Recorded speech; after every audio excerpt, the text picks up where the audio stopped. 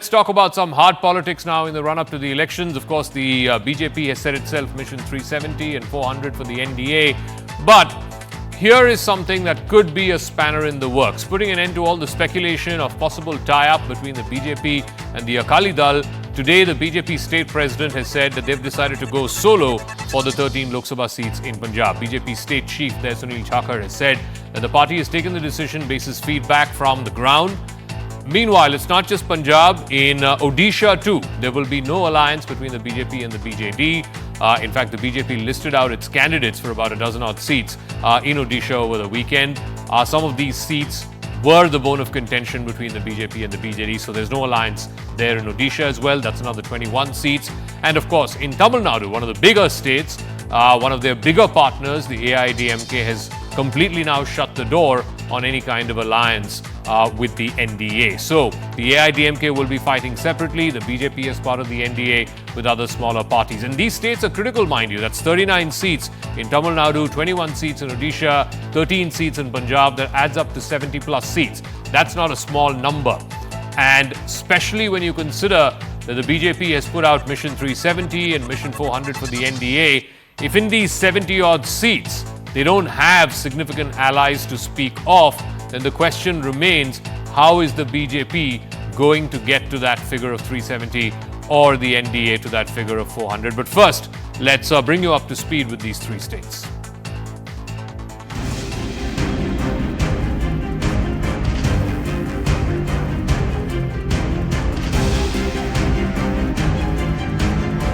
Bharatiya Janata party Punjab ਦੇ ਲੋਕ ਸਭਾ ਚੋਣ ਕੱਲੇ ਲੜਨ ਜਾ ਰਹੀ ਹੈ। ਆਹ ਫੈਸਲਾ ਪਾਰਟੀ ਨੇ ਸਾਰਿਆਂ ਦੀ ਬਿਹਤਰੀ ਵਾਸਤੇ, ਇੱਕ ਉਜਵਲ ਭਵਿੱਖ ਵਾਸਤੇ ਆਹ ਫੈਸਲਾ ਲਿਆ ਹੈ। ਆ ਜਿੰਨੀਆਂ ਦਿੱਲੀ ਦੀ ਪਾਰਟੀਆਂ, ਨੈਸ਼ਨਲ ਪਾਰਟੀਆਂ, ਉਹ ਤਾਂ ਆਪਾਂ ਕੱਲੀ ਵੋਟ ਦੀ ਰਾਜਨੀਤੀ ਕਰਦੀਆਂ। ਅਸੀਂ ਵੋਟ ਦੀ ਰਾਜਨੀਤੀ ਵਾਲੇ ਨਹੀਂ ਹੈ। ਸਾਡੇ ਵਾਸਤੇ ਪੰਜਾਬ ਹੈ।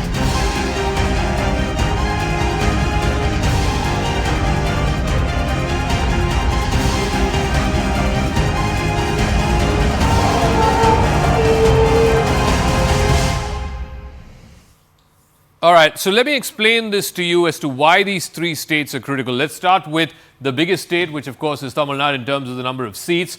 39 seats. This is how Lok Sabha 2019 ended up. The India Alliance, which is DMK plus Congress and other smaller parties, had 38. The AIDMK Alliance, at that time the BJP and AIDMK were fighting together, they had just one seat. The vote share difference was again massive, 30% vote share difference between the India Alliance and the NDA Alliance back then. The BJP had only about 4% vote share. The AIDMK, even in that election where it got routed, had a 20% vote share. So the AIDMK is the second largest party in Tamil Nadu after the DMK. It still has a fifth of the vote share in Tamil Nadu. If you go back to 2014, when the NDA was fighting together, at that time the AIDMK alliance swept the elections, and Tamil Nadu elections have always been this wild, oscillating swing. The AIDMK alliance, they were in partnership, the BJP and the AIDMK at that time. They had a 53% vote share. The AIDMK itself had a 44% vote share. So the AIDMK is still, remember 2014 was very much when Jayalalitha was around, so it was a different AIDMK. But even from 44, they've only come down to 20%. So 20% is a significant vote share, especially compared to the BJP's. The BJP's in 2019 was about 3 or 3.5% vote share. If you go and check, it's about 3.58% is what the BJP had in the 2019 Lok Sabha elections. No MPs from the state of Tamil Nadu. Let's talk about the state of Odisha, where again it was an unlikely alliance to start with, if at all it happened in the first place, because the BJP and the BJD were principal rivals in the state of Odisha. The BJD being the ruling party, the BJP being the principal opposition. But again, if you look at this and how it happened in the 2019 elections, the BJD had 43% vote share, 12 MPs. The BJP had 8 MPs with 38% vote share. Had these two parties come together, and the Congress, which is the third party, was a distant third at just 14% vote share and 1 MP.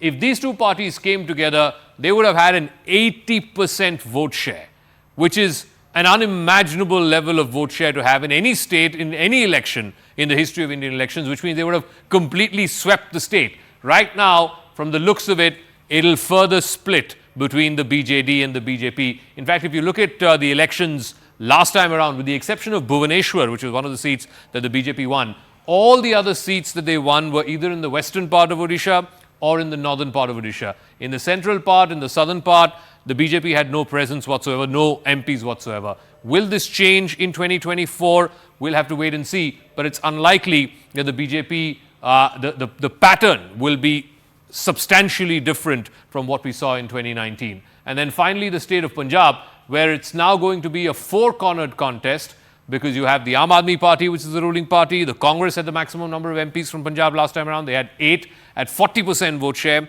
And of course, the Akali Dal and the BJP have always fought together. They fought together last time as well. But if you look at it again, we've divided the vote shares as they got it in 2019. The Akali Dal had a 27.5% vote share. Almost a third of the vote was with the Akali Dal. The BJP had less than 10% vote share. Even if the BJP were to add 2, 3, 4, even 5% to this 10%, it's only 15%, which means they need to substantially erode not just the Congress's vote share, but also the Akali Dal's, which means that both parties stand to lose. So the only way the BJP could have made a difference in the state of Punjab. Right now they have 2 MPs, Hoshiarpur and Gurdaspur, and we're given to understand at least one of those MPs may not win because he's not particularly popular in his constituency. But the only way the BJP has been and can be a relevant player in Punjab is if it joins forces with the Akali Dal. Today, that has been completely ruled out. They're going to fight separately, which means it's going to be a four-cornered contest. You have the Congress, the Akali Dal, the BJP, and the Aam Aadmi Party, which is the ruling party. And by the way, the Aam Aadmi Party had only one MP back then in 2019. It was Bhagwant Mann. They lost that seat as well in the by-election after he became chief minister. They had only 7.38% vote share across Punjab last time around. You would expect that to go up this time around because the AAP is the ruling party in the Vidhan Sabha and it has 90 plus MLAs. So let me now put this to our guests. Both Professor Sanjay Kumar from Lokniti CSDS is joining us, and also Rahul Verma, political analyst and expert from CPR India, is also joining us. Professor Sanjay Kumar, the reason why we put out these 3 states, that is Tamil Nadu, Odisha and Punjab, is because in all these 3 states, the principal regional players there, whether it's the ADMK in Tamil Nadu, the BJD in Odisha, and today the Akali Dal in Punjab, have all said they are not going to fight in alliance with the BJP. So which means the BJP is fighting on its own strength or with other smaller parties in these 3 states. We don't normally talk about these 3 states, but between these 3 states, it's 73 seats. That's not a small number, especially when the BJP says it wants to get to 370 and the NDA to 400. How can they do that without substantial gains in these 3 states? Zaka, certainly not. If BJP has not been able to form an alliance with the TDP, with the BJD in Odisha, Akali Dal in Punjab, so without the alliance with these 2 parties, BJP cannot reach 370 on its own, and 400 for NDA plus is going to be a distant dream.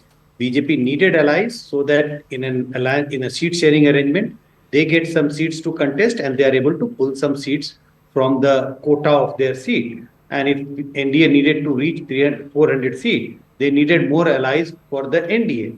That doesn't seem to be happening. So I will put a big question mark on BJP's target of 370 and NDA's target of 400 seats. Rahul, to some extent, I can understand why the alliance did not happen in Odisha, because the BJP feels it's the principal opposition party. It's really very rare that a ruling party in a state and the principal opposition party join hands. I can't think of similar examples ever in the past. So I can understand why it didn't come through in Odisha.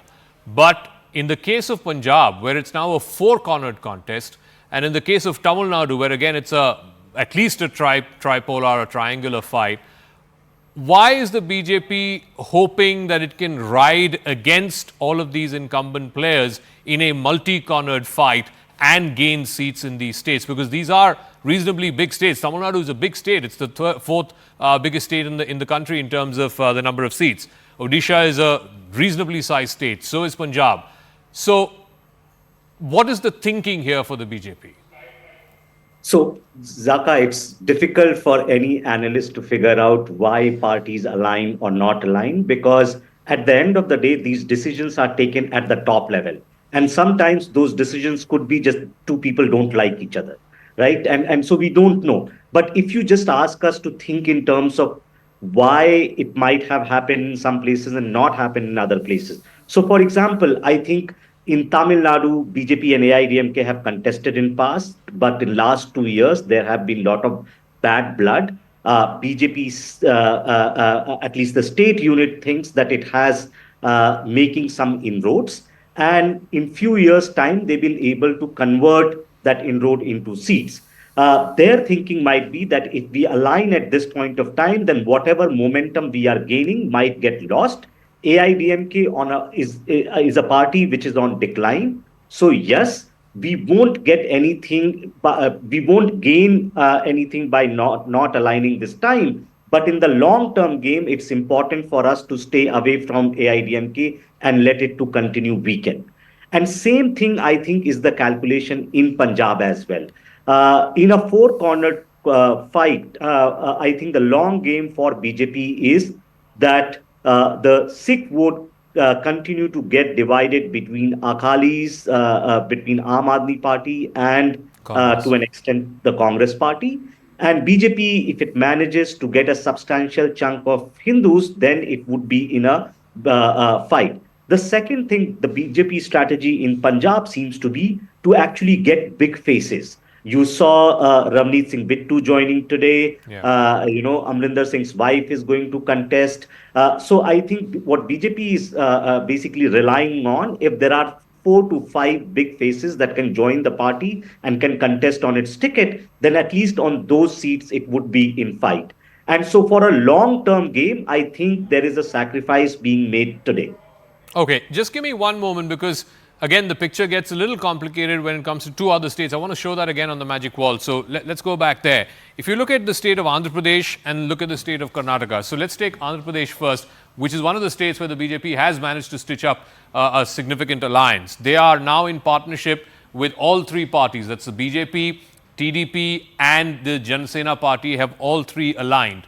And there's a very simple logic to why they have aligned. The BJP last time around in the 2019 election did not have a single MP from Andhra Pradesh. They had less than 1% vote share. So you're really starting with a negligible base, as it were. The TDP had almost 40% vote share and the Janasena had about 6% vote share. But that compared to what YSRCP had, which is a 49% vote share, almost a 50% vote share. And of course, they swept the state. They had 22 out of 25 MPs. But if you go back to 2014, where they were fighting together, the NDA parties, they had 47% vote share. The YSRCP had only 45%. And there, if you look at it, the BJP had about 7% vote share. The TDP still had 40% vote share. So the TDP is the principal opposition party in Andhra Pradesh. It's like the AIDMK in Tamil Nadu. Without the TDP in some form or fashion, it becomes difficult for the BJP to win seats in a state like Andhra Pradesh. So that makes logical sense. But if you look at the state of Karnataka, where they've now quoted the JDS, remember, the BJP is the principal opposition in Karnataka. The Congress is the ruling party. And of course, when it comes to Lok Sabha elections, because there is the Modi factor and it's evident in a state like Karnataka, you have that extra percentage of anywhere between 5 to 10 percentage points added to the BJP.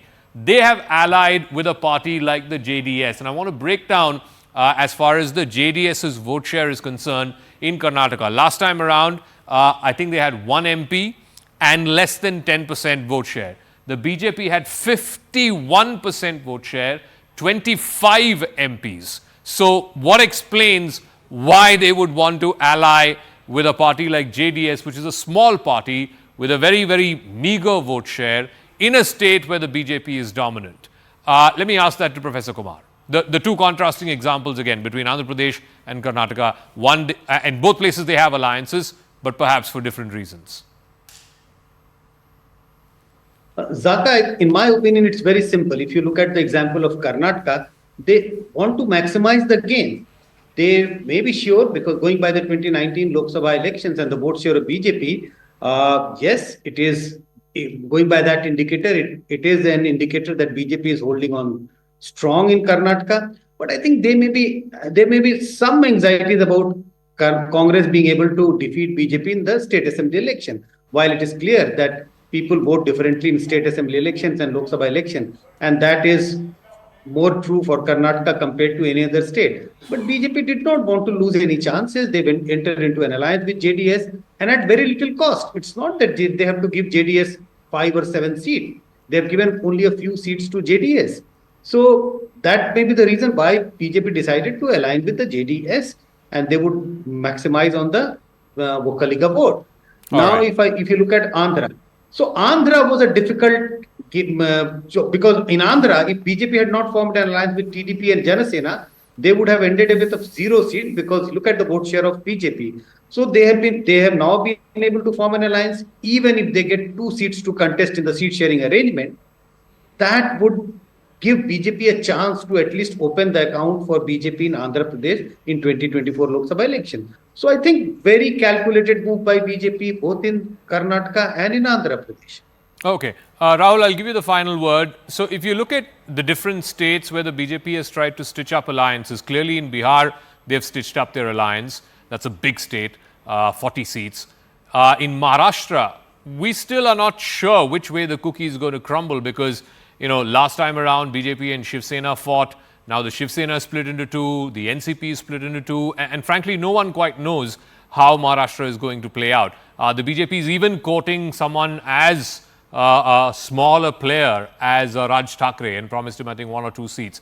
So in terms of stitching up alliances, yes, they've got Andhra Pradesh stitched up, but Tamil Nadu is not quite there yet. Punjab, there is no alliance. Odisha, no alliance. And then, of course, the other states where the BJP doesn't really need alliances, whether it is Madhya Pradesh, Rajasthan, Chhattisgarh, even UP to a great extent. How would you see this whole alliance arithmetic working for the BJP? Not because, you know, they won't get to 272. They could get to 272 on their own like they did the last 2 times. But because they have set this very lofty target, they need to get their alliances right.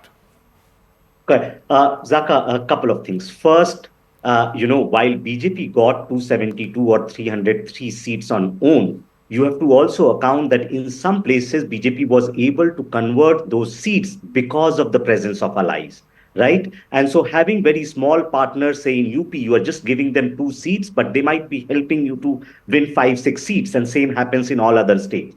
What is interesting about BJP is that if you look at last 6 months, while we were sort of like contemplating on what the formal format of India Alliance or Grand Alliance is going to be, in last 6 months, the opposition alliance seems to have been weakening, where BJP has been very agile and in terms of very adaptive to make concessions and get more and more parties to its side. And I'll agree with Sanjay ji, what they are trying to do is ensure that there is minimum risk in any state. So Karnataka is a good example where they are giving seats to JDS in Mysuru, Karnataka region, which is very weak region for the BJP. And so they're trying to ensure and maximize seats for them. And finally, I would end up saying, while we are saying that there's no alliance for BJP in Tamil Nadu today, we don't know, right? Tomorrow or day after tomorrow, if BJP manages to stitch an alliance, because this kind of conversation happens at sort of like between 2 players at the top. What the party state units think or what the voters are thinking about state level alliances is immaterial at the end of the day. So in some places where you don't have an alliance, they may stitch up an alliance. And in some places where they have an alliance, it is also possible that due to some friction, that alliance may break apart. Okay, well, thank you very much, Rahul Verma and Professor Sanjay Kumar. We'll see how this plays out, this whole alliance arithmetic for the BJP, at least in some of these medium to big size states. They've not managed to stitch up the alliances just yet, but we'll see how that plays out.